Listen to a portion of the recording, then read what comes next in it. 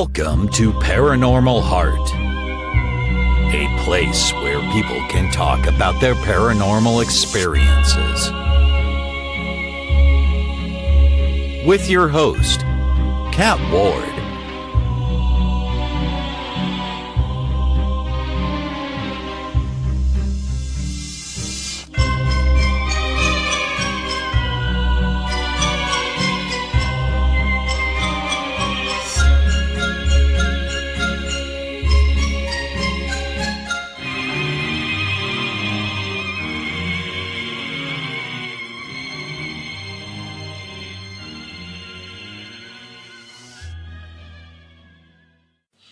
Hey everyone, welcome back. I'm so happy to say this is episode 12, and it being a monthly show, that means it's 1 year old. Paranormal Heart is 1 year old already. I can't believe it. Time sure flies.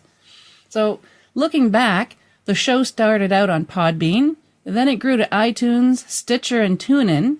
Then Arizona Trent picked up my show on Black Swamp Digital Radio on Friday nights. And on YouTube, Conflict Radio also plays Paranormal Heart.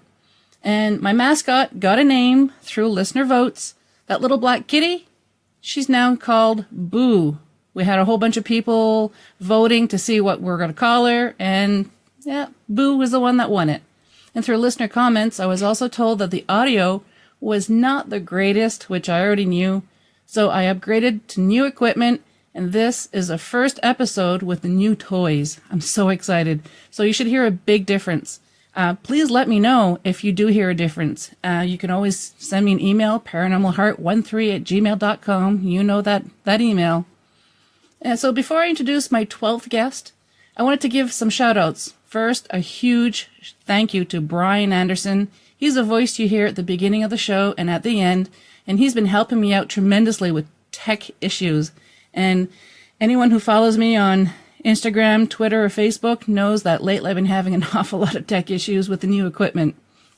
So if it wasn't for him, I don't know where I'd be. Now, I have two past guests that have since released some books. My last guest, Cisco Murdoch, she co-authored a book with Steve Stockton called We Are All Children in the Wilderness of the Afterlife, A Guided Tour Through a Haunted Life. You can find that on Amazon. And my second guest, Ailita Kinley, just released hers called My Haunted Journey of Nebraska. You can also find that on Amazon. So my next guest is co-founder of the Meadville Paranormal Investigation Team and previously held a position on the Paranormal Ethics Committee at the International Museum of Spiritual Investigations. And he's been featured on various magazines and a regular contributor to Haunted Times magazine. He's had his own experiences since the age of 3. He's also a radio show host, and he brings you an entire spectrum of topics from paranormal to conspiracy theories and so much more. He's had almost 400 shows in almost 8 years. Please help me welcome host of the Malliard Report and my friend, Mr. Jim Malliard. Hey, Jim. That bio is way too long. I don't know what happened. I just heard a bloom. I don't either. That's not the beginning of more tech issues. Probably. Bite your tongue, Mr. Malliard. Well, they come and they go, and they but every time you have one, you learn something new. Oh yeah, I know. Like we were several saying, times I've been there, just ready to pull my hair out. So, like we were saying just before we started recording, the tech issues that I've been having, especially for the past couple of weeks, I've been learning so much. Like, it's amazing. I don't think I've learned as much since I've had problems than before.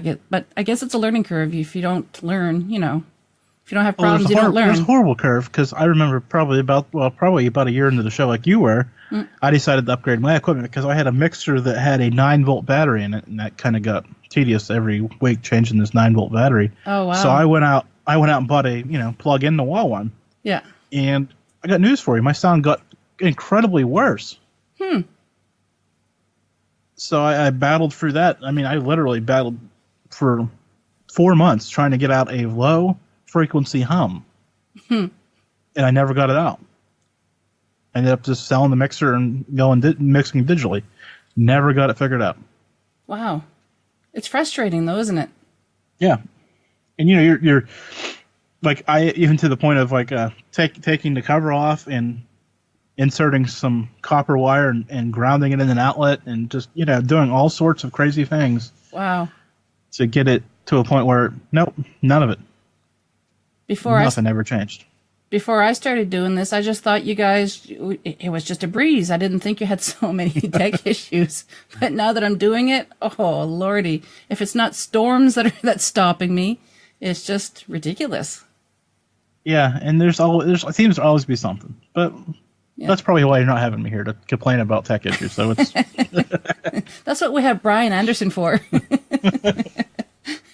Somebody get me Brian Anderson. Oh, sorry. I just had this cat jump up. Thought I locked up all the critters, but I guess not. My black one, of course, it has to be the black one. So, you said you had experiences since you're the age of 3. Yeah, I was told about this. I don't remember the early ones, but tell me what you can. I'll tell you what I was told. The family, would go plant flowers at the cemetery, and I would just wander off down over the hill. Well, down over the ridge. It's not really a hill. It's not that far. I don't want to sound like I roamed off miles off into the abyss, but probably a couple hundred yards down over into the really old section of the cemetery. And I would just sit. Apparently, I'd always sit at the same one, which is just mind-blowing to me. Sit at the same headstone and just sit there and play and talk. And, they'd be there planting the flowers for 45 minutes an hour. And they never really, they always looked and never, that's where I was. There was no, roaming off or anything. I was just sitting there hanging out, and I'm like, what was I talking about? And they're like, all sorts of things. I'm like, and you let me do it? And they're like, yeah, because you're being behave. I'm like, okay. So it's kind of weird. Kind of weird to think about now. But I guess some things in life have never changed because when life gets to be too much, that's what I do now. I just go roam around cemeteries and talk to stones. So some things have never changed. And you're about 3, you said? 3 or 4? 3 or 4, yeah. Probably until I was probably 5 or 6. They said it happened multiple times. So I'm guessing if we went every year, that'd be multiple years because it wasn't alarming after a while. So. And normally kids that age don't like hanging out at cemeteries just talking to themselves. So obviously you must have seen something. Talking to someone. Very, very content. Not, like I said, that was always, they had to come get me to go. So, I was entertained at least. And I'm sure your parents appreciated that. I was going to say, they weren't complaining. That was for sure. Because if you're anything like when my son was that age, he would run everywhere. So what got you into, because I'm sure that people who know you already know the story, but what got you into the paranormal? I guess what got me back into the paranormal is we were in Gettysburg. My son was counting fingers. I never get this right. I probably told this story 20 times and tell it differently every time because I've never figured it out. He was 6 or 7 months old, and we were down in one of those haunted cellars. I wish I remember which one it was, but this guy, great storyteller, telling all these stories. And he comes to a story about a kid, and they have in the middle of this room, in this basement, there's like a kitchen island, so to speak, between the two groups of the chairs. And there's a bunch of toys, Matchbox cars, little dolls, just scattered with the small things that you'd give a kid. And he starts talking about this kid that ran out from it was a house at the time, not the hotel, but it's now a hotel. And ran out in the street pre or post the war and just got smashed by a stagecoach going through and was killed instantly. And the spirit of the child is supposed to linger, and he'll come and take toys and leave toys, and there's this whole big thing going on. And I'm sitting there going, okay. But my son turns to because there's nobody on that far side. There's probably 6 of us in this room, and then the storyteller. There's not a lot of people it's a Friday night, but there's not a lot of people in this story session, which surprised me, but whatever. But he starts looking off and just babbling on to something. See, this sounds familiar, but apparently I don't remember this, but just babbling on to something. And then the storyteller, pauses and he's like, "Do you think he sees something?" I'm like, "I'm sure he sees something, but I'm not sure he's seeing what you think he's seeing." And so the storyteller finishes the story and he says, "Do you mind if I do an experiment?" I'm like, "Well, what are you going to do?" Obviously, because, got a almost newborn child there. He's like, "I'm going to do some dowsing rods." And I'm like, "What?" He's like, "We're going to get some answers to see if the spirit's here." I'm like, "Okay. Give me, lay it on me." And he starts doing them, and they start crossing back and forth. But meanwhile, my son hasn't shut up, which he would babble for like a period like that, but it'd only be a couple minutes, and then it'd go quiet for a while, and then, it wasn't like a fluid period of probably 10 minutes where he would just wouldn't, well, I don't want to say shut up, but it wasn't quiet. And he just kept going through it all, and then all of a sudden, like, the dowsing rod stopped, and he stopped talking. It was just empty. And I went, huh. And then the next day, we were out on the battlefield near Devil's Den, which is one of my favorite places. Well, I have a love-hate relationship with Devil's Den. That's one of my favorite. It's like the place I go when I'm there. I mean, I've been all over the battlefield, but the couple times I've been there, it's just the place that I seek out first. And we're there. We're up on top because it's a rock formation, and you park below, and you go up on top, and it opens up into the field up there. And I seen what I thought was a reenactor, so I said, "Hey, great photo op." Took off after him and couldn't find him. Just couldn't find him. No way. So I started talking. We started talking. We spent 5 hours in the car together talking about. Well, she was a believer in ghosts before then. I'm like, no. And then talked about it, and then we talked to some other people about it. And next thing I know, okay, if that's what that was, I got to see it again. And you never believed before this? No, that's the first time I remember. I mean, looking back, I can say I've seen flashes and other things that I just ruled out because of whatever. Mm-hmm. But that was the first time I seen something so clear, so vivid that I've pursued it to the end, so to speak. So probably was, let's see, well, that was July or August. So come April the next year, well, I guess it was probably earlier than April, but April was officially when we finally funded the team the next year. So it took us a little while to get over the hump, but cause I guess, well, I did look at some other teams, and I went, no. So it was a process to get to that point. So what didn't you like about other teams that made you decide to start your own? Well, there were probably 4 other teams, semi-local, and just how they presented themselves, some of them, just way too aggressive for me. I was just curious. I didn't necessarily need to go out and scream my lungs out and be that guy. Some of them you could just tell it was kind of a adrenaline rush for them. And then there was another one who I looked at their website, and I thought I went to the HalloweenClipArt.com instead of their paranormal team website. Ghosts flying around, the haunted, bats moving in the background. I almost got seasick. And I'm like, if that's how you want to portray this, that's not what I'm looking for. So, and then I ran into one of the team, I think I talked to them on the phone, and I'm just like, and you want me to, it's just like, no, it's okay. You're just not answering my questions. So got to the point where I'm like, okay, well, let's gather some people up and let's do this ourselves, because apparently some of these people just don't have a clue. So was this the first time that you investigated once you started up your own team? Yeah, the first official investigation was with my team probably 2 weeks after we started it. And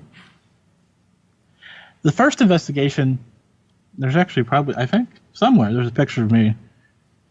We didn't have a clue what we were doing either. But I feel a lot better about that than some of the stuff that I heard from some of these other groups. So yeah. But it was the next one that really opened my eyes to, again, what was out there. So.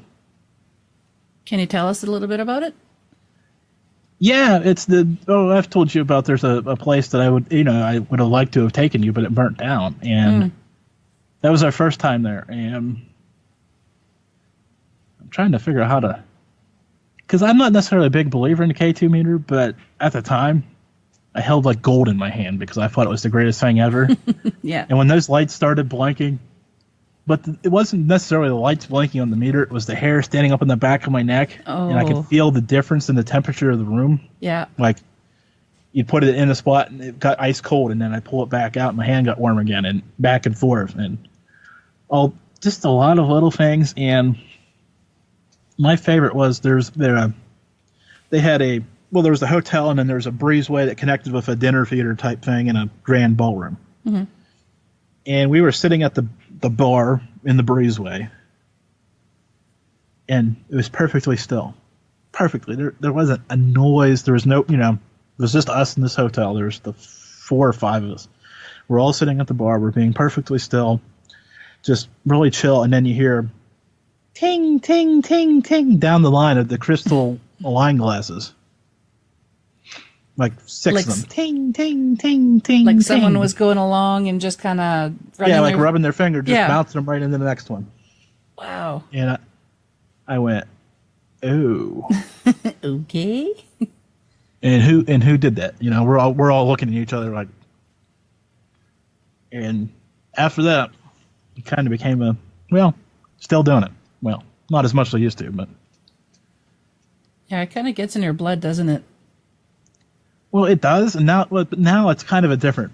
Because back in the day, I wanted those moments. Now I've had those moments. Now I'm trying to figure out why those moments happen. Yeah. Because I don't necessarily need to go have the hair stand up on the back of my neck to know it exists. Now I want to know how can I confirm that for somebody who doesn't have the hair stand up on the back of their neck. Mm-hmm. That's the tricky part, because a little blinky K2 meter is not going to do it for them either. It doesn't do it for me anymore either. So. Now, it was the same with me when I held the K2 meter for the first time and all the little blinky lights, and I was really excited. But and then I had to start thinking, well, what's making them go off? Shouldn't probably tell this story because I'm still friends with the person. Oh. Well, go ahead. I wasn't until I told this story. We were out Halloween night, right in that neighborhood probably 6 years ago, 7 years ago, I don't know, a long time ago. And I understood that the text messages from your cell phone would make that K2 blip the way across. Mm-hmm. Well, a couple of my other, I told my other teammates, this is how this works. And they're like, okay. Well, we were kind of doing this investigation wrapped around kind of a haunted house kind of thing the family was putting on for somebody. Mm-hmm. So it was kind of, I'm like, hey, we've got it. Because now this, haunted house thing just gets a whole bunch realer because we can, manipulate this. And they're like, do you really want to do that? And I said, only in the one circumstance. I want to, so they'd go around the circle, and everybody would ask their question, get to the one person, and that meter would just light up every time, no matter what the question was. Mm. Around the circle again, bam. So after about 4 or 5 rounds of this going around the circle asking questions, I said, you must be haunted. Because you're the only one getting a response out of all these people. Well, anyways. We let that one go for a while before we explained how it actually worked. But I'm sure there were some sleepless nights in there for that person. Do you ever use cell phones on your investigations? Probably not, eh? No, none of the apps. I don't even like. I leave mine in the car, turned off. Yeah. Just because there's too much. No matter how much you. Well, I guess I have the addiction too, which is the bad thing. No matter how much I'll just put it in airplane mode. No, well, we all know that you have it out, you're looking at it, using it for your flashlight. Well, I'll just check and see if I got any messages from somebody at 2:00 in the morning. So just leave it. I don't trust any of the apps either. I just never have. I've heard some people say they swear by some of the apps, but I don't know. To me, it's just entertainment if it's on an app. Yeah, and it's hard. I mean, if it's spitting random words, it's just, yeah, you're bound to hit some random words that fit, or you can make them fit. Yeah. And So. I don't like using the cell phones too because they always interfere with the equipment that you're using. So to me, those are false positives. I'm kind of back to being old school. Like I'll take my camera. I can't douse to save my life because my shoulders start to twitch. I've You need never somebody even to sit there and seen hold them one. like a leaf on a tree in a windstorm. I can do that for you. But other than that, I've got a couple team members that are really good at it. They can hold it still. Like I said, I just start. So, and just listening and feeling and experiencing. And while I'm out there trying to prove it, I don't think I don't know how to get from point A to point B because everybody says audio, video can be doctored, pictures can be doctored. Okay. Sure they can, yeah. None of this other stuff does it. So why I haven't figured out the method to prove it yet. So if I don't believe it, why am I going to run it out there and try to convince somebody else that it works? That's a good point. So I've never even seen dowsing rods before. you haven't? No. I'd love to. You need to. I know. Let me do them though. Yeah. Have you ever tried compasses or anything like that? I've tried the compass once or twice. I've tried a bunch of things. Glow in the dark BBs in a small metal tin, balls, powder, all sorts of different. Just anything that I could get. I've done anything that I could get my hands on, pretty much. I've tried powder in my own house. Yeah. So I don't know. It's always just a matter of trying different things, not being scared of trying different things. So do you like more of the old school equipment rather than the new fancy bells and whistle gadgets that we have now? Oh, like I said, I'm definitely old school. Yeah. It's more like I said, but I don't need the experience anymore. So that's why I don't necessarily go out and seek out these investigations. It's more, anymore for me. It's more of a, how do I say this? I'll go interview the client and understand where they're coming from, and then try to work them through that and making it comfortable in their own life. I don't necessarily need to sit there for 8 hours and run a whole bunch of equipment to confirm what they're telling me. Right. Because if I can find them credible and their story credible, I can skip that middle part because, yeah, I've experienced it. If they're experiencing something similar to something I've experienced, okay, so let's get there to help them sleep at night. So, because honestly, while I'm sitting there at 4 o'clock in the afternoon, it's just as good as it is at 4 a.m. in the morning. Right. It's just a matter of perspective. Yeah, when people say you have to investigate at night, no, you don't, because the ghosts are going to be there. They don't have a schedule.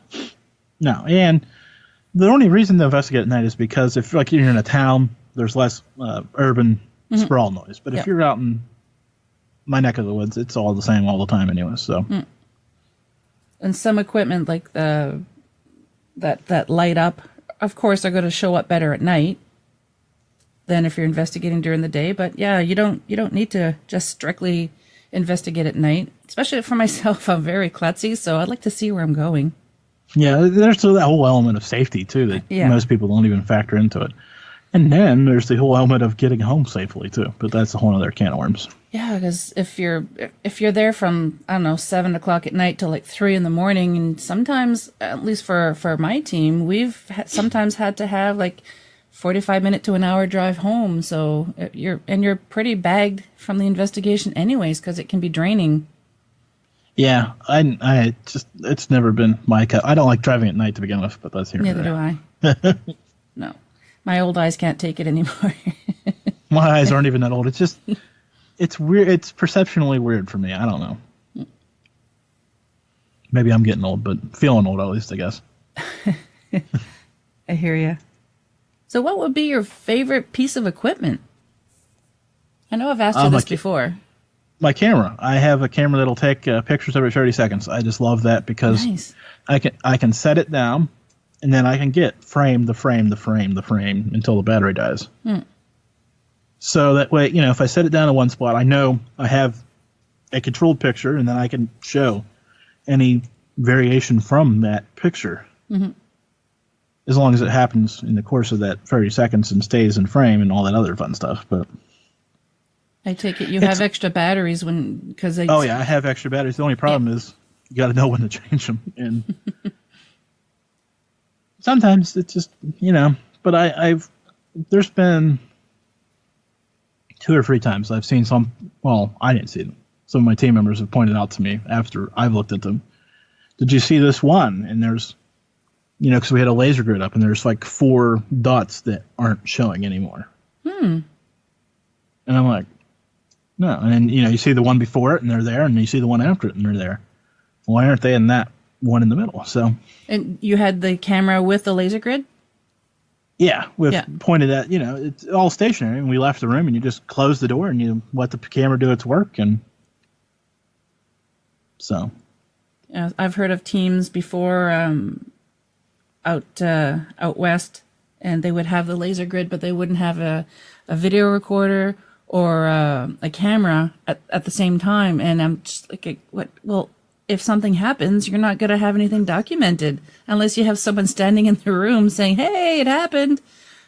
And what happened? Because you got somebody standing there looking. Have you ever looked at one for a while? Yeah, it's trippy. If you look at, if I was going to say, if you look at one for long enough, and it starts to move, you're going to see anything. Yeah.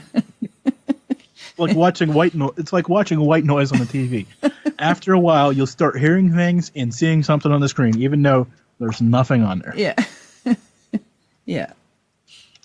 It's like first time that I used the motion sensor, I didn't think of setting up a camera where the motion sensor is, and it kept going off.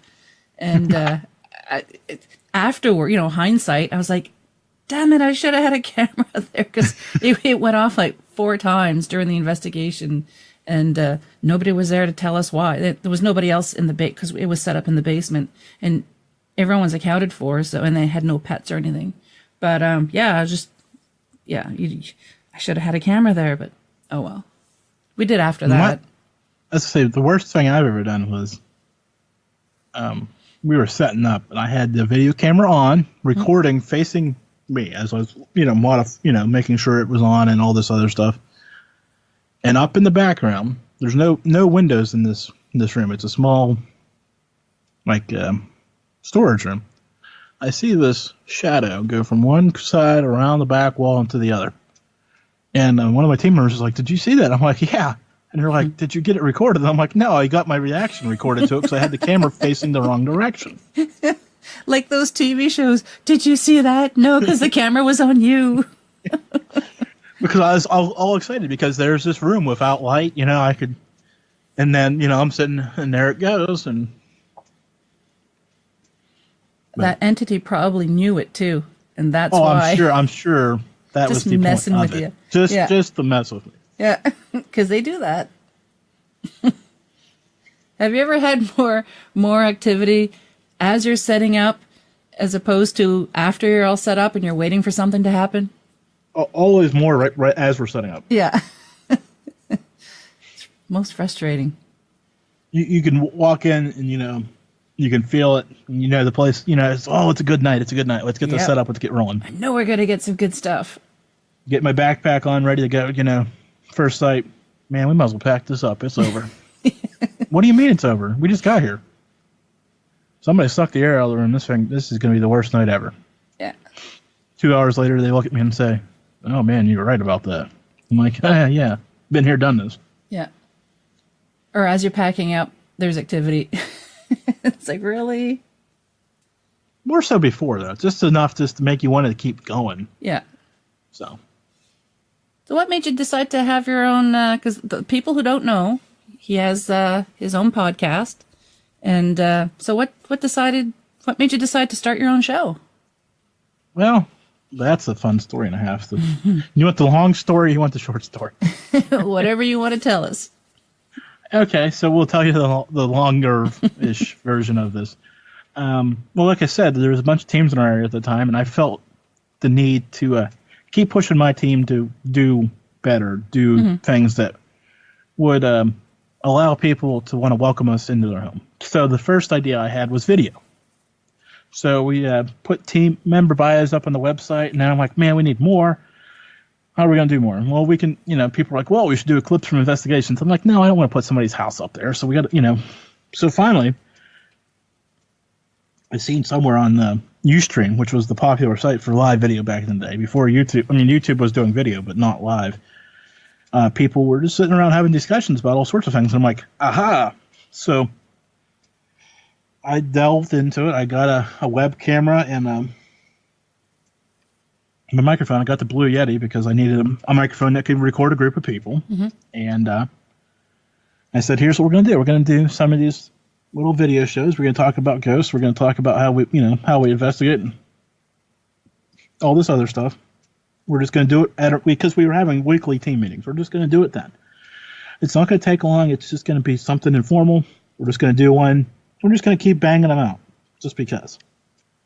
Like, okay, nobody really wanted to do it, but they understood the reasoning behind it, and they understood, So we did that for 2 months or so, and they finally came to me and said, this is stupid. It's not working. And I'm like, maybe it's not, maybe it is, but it's really a brief window here to kind of expose, things, to get people into this. But whatever, if you don't want to, we just won't. And that was probably 2 weeks before Christmas, and we were going to take a break anyways for the Christmas break, I said, fine, whatever, I'll do them over the holiday. So I did did a brief video about some of the equipment we had, and then did another one, and I'm like, okay. So after we got back together, it was clear they were still interested, but I was still interested in doing it, but obviously they weren't interested, so I kind of came to that position how to proceed. And about that time, on my Facebook pops up a message, hey, come listen to my interview on this radio network. And this is my first exposure to internet radio. And I went, okay. So I went to the website, listened, and I'm like, that's even better because there's no video component to this. People just talk. So I started seeking out these interviews with these different people that I knew that were doing them. And I got to be friends with a couple of the hosts that were doing them, and I got in their chat rooms and stuff, and we're hanging out. And next thing I know, I'm hanging out with this one particular network a lot because I, getting to know the people. The one host says, hey, you want to co-host a show with me? And I went, yeah, let's do this. Need to remind you, I hadn't done any interviews to that point. No on-air presence whatsoever, minus these videos that I did by myself, for my team. So we started doing these shows together, and predictably or unpredictably, they went sideways. And I did my first interview, which is still out there on Blog Talk, which you will be surprised to hear that I didn't do a lot of talking during that interview. Actually, my wife did more of the talking than I did, and she wasn't even invited on the show. I just handed her the phone because I was not comfortable talking about this stuff at that point. And but like I said, that show with the co-host blew up. So at that point, that night, I said, I'm done. This doesn't work at all. That didn't work. Doing it with him didn't work. I'm done. As much as it was cool and fun, it's just not going to work. And the next day, I sent a message to the station owner at the time. I said, hey, just wanted to tell you I'm done. It's just not going to work. About 15 minutes later, this guy is, like me, busy all the time. I get a phone call from him. Dude, what's going on? So I kind of explained what was going on with the co-host, and I said, man, I feel that this isn't just what, I've tried it with my team. I tried it with him. I'm done. He's like, take the weekend and think about it. Think about what? There's nothing to think about. This is stupid. I mean, this isn't going to work. Then Sunday night, the program manager, whatever the hell his title was at that point, gives me a call and says, well, have you thought about it? I said, yeah, I thought about it. And it's still just not, there's nothing that, how does this work? And he says, you've got one thing you haven't thought about yet. And I said, okay, lay it on me. Doing your own show. I said, well, how would that work? He's like, well, like any of these other guys, you go out and get a guest and you do it yourself. You don't have to have a co-host. I'm like, okay, I'll think about it. So, let's see, that would be Sunday night. Monday, I thought about it. Tuesday, I'm really starting to think about it. And so I call one of them and say, here's the deal. If I'm doing it myself, and my name's going to be on the show. And they're like, what time do you want? And I said, well, there's that slot between show A and show B on Tuesday nights at 9 p.m. Eastern. I said, obviously, because the one host from the show A did the show with show B with a co-host. I said, so he could produce my show. He says, well, that'd probably work. You'd have to talk to him, make sure that works for, whatever. And I said, okay. So I sent him a message and I say, hey, can you produce my show? He's like, yeah, sure. I said, can you teach me how to produce my own show? So, if you ever need a night off. Mm-hmm. He's like, yeah, actually, I could probably do that now. And I said, he's like, all you need is this. Radio Shack was still a thing. And went out and bought this mixer and the cords. And I called him on, Thursday or Friday night. And we rocked through it and got all the program downloaded and got everything going. And he says, you got it. And I said, yeah, I think so. Not that, He says, I'll tell you what, you produce your show Tuesday night, and if you need anything, I'll be ready to help you. Okay. Tuesday night. So we're talking 10 days after this thing all blew up. Put the Malliard report together, got the first guest. Sitting there. I booked this Karen, her name was Miles at the time. She's been married since then. And we're sitting there. I called her at 8:30 just to make sure we were good because I was nervous as because there's no way without a guest I'm even going to attempt this. And I said, "Hey, are we good for tonight?" And she's like, "Yeah." And I said, "Okay, I'll call you back about 8:55."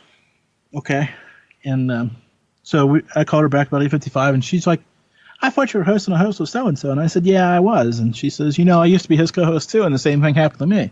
And I went, well, why didn't you tell me that before it got to the point where it got? And she's like, you could tell somebody that, but they're not, until it actually happens to them, they're not going to believe you. Yeah. So we did that first show. And my phone rings, Skype. Right after the show. It's the host that's supposed to be on air. And I'm like, what did I do? He's like, hey, I just wanted to tell you everything sounded great. I'm like, well, thanks, but don't you have a show to be doing? He's like, yeah, I'll get it in a minute. And I'm like, you couldn't have sent that as a message? Yeah. So it was weird. And he, it was quick, but he hung up and went on about his show. And I'm like, you should have sent that as a message. That was weird. But nevertheless, so I produced them, a vast majority of them myself. There was a period of time where I didn't, and I wish I did, but that's a whole nother story. And here you are, 8 years later? Almost. Headed down that road. Wow. And it sounds like everything just fell into your lap. It's because it sounds like you didn't even have any intentions at all to do this. No, like I said, I was ready to walk away. Yeah.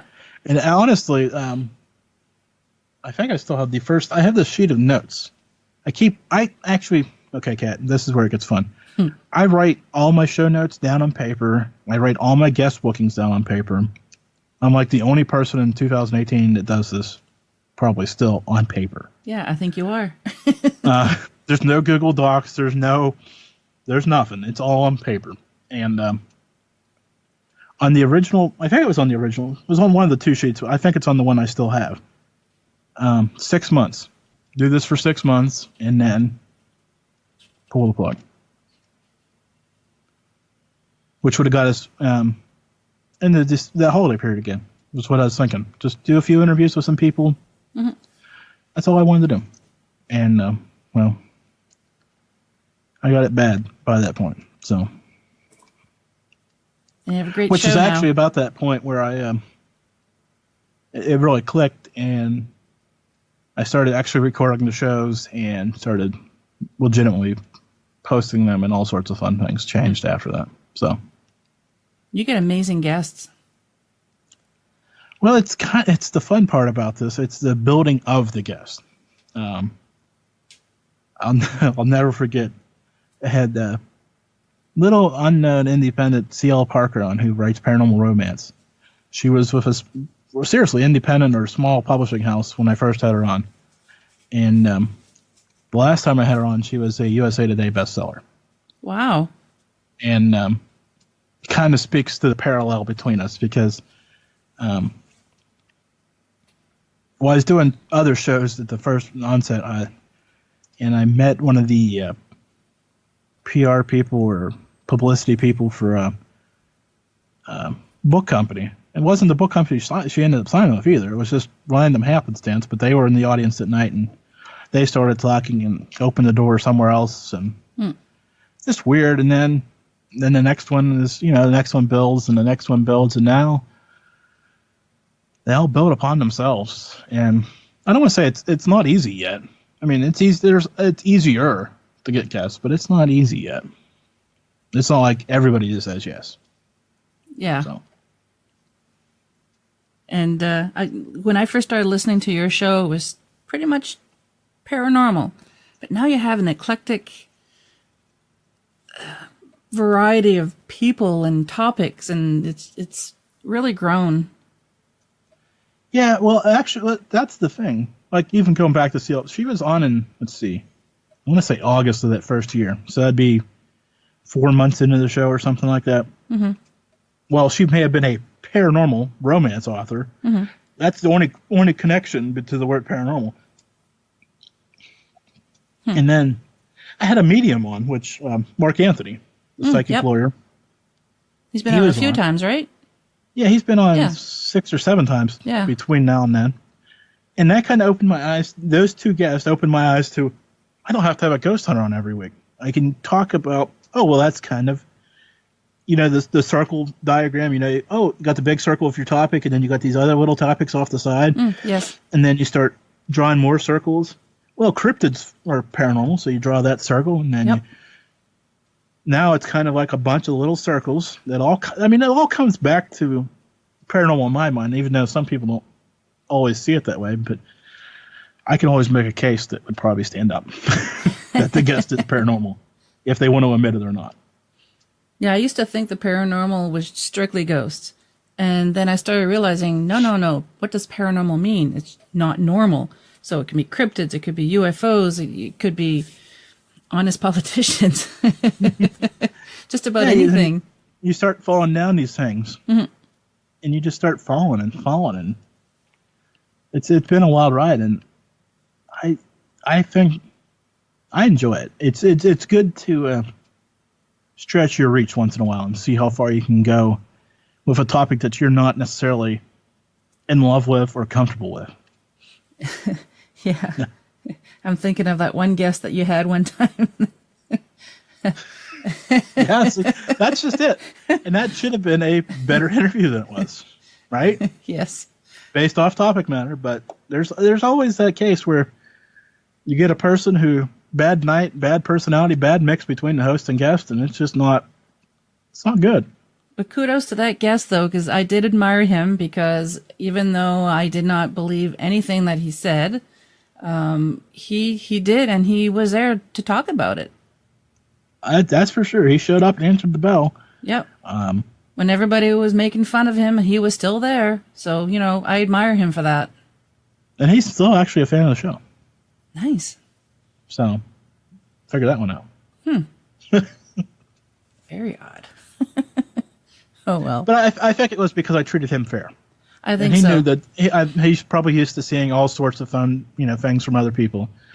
But as a host and I was very fair to him. So Yeah, you didn't bash him or anything. You just let him speak his piece. and if I agreed with it or not, well, Exactly. that's probably one of the ones that I don't agree with. Yeah. We won't say what the topic was, but yeah. At one point, I can't remember what it is though. I was told I have a tell. I don't remember what it is though. But I'd always start a question with a phrase if I thought the guest was full of something. Well, you know what I'm talking about. Yeah. Yeah. I don't remember what it was. I'll have to see if I can find it in my something. I don't remember what it is, but it was like, and then I went back and listened to the interview the person was talking about, and I went, oh yeah, I did say that a lot, didn't I? Oh, yeah, that's right. It was subconscious. I was just saying it. But Kind of funny. Well, we're almost at the end, Jim. So if you'd like to tell everyone where they can find you and the name of your show and everything that's going on. Well, going back to starting my own show, I had to have my name on it because I knew at the end of the day, if I was going to do it, I had to do it right and had to represent something. So Right. my show is The Malliard Report, Malliard.com, MALLIARD.com. Tuesday nights, 9 p.m. Eastern, Duck Pond live chat. Really fun, really interactive. Good chance to get your questions asked or have a good conversation with people who are open to having a good conversation. Doesn't mean they're going to agree with you or disagree with you. They're just open to pushing your mind. That's what I love about it. iTunes, Stitcher, Podbean. I'm pretty sure I'm on Podbean. Tune in. There's so many apps anymore. If I'm not on your app, just let me know and I'll get it there or try to get it there. Hey, you're everywhere. Try to be. Got to be. So. Well, Jim, thank you so much for being my 12th guest, which is 1 year. Congratulations on 1 year, by the way. Thank you. I mean, even doing one show a month or doing them weekly, that year mark is the mark because it shows the commitment either way. So congratulations. Thank you. And thanks for your support and everything. I really appreciate it. Oh, you're welcome. So you take care, and we'll talk to you later. Okay. Don't forget, everybody, check out the Malliard Report with Jim Malliard. Take care, everyone.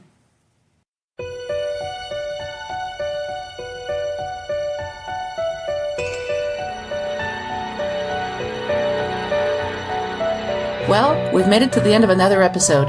Thanks so much for listening. Until next time, take care of each other. And if you'd like to be on the show or have questions or comments, just drop me an email, paranormalheart13@gmail.com.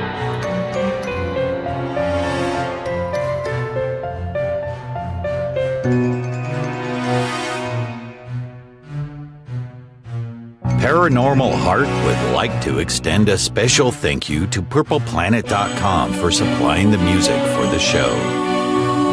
The views and opinions expressed on Paranormal Heart are those of the host and participants.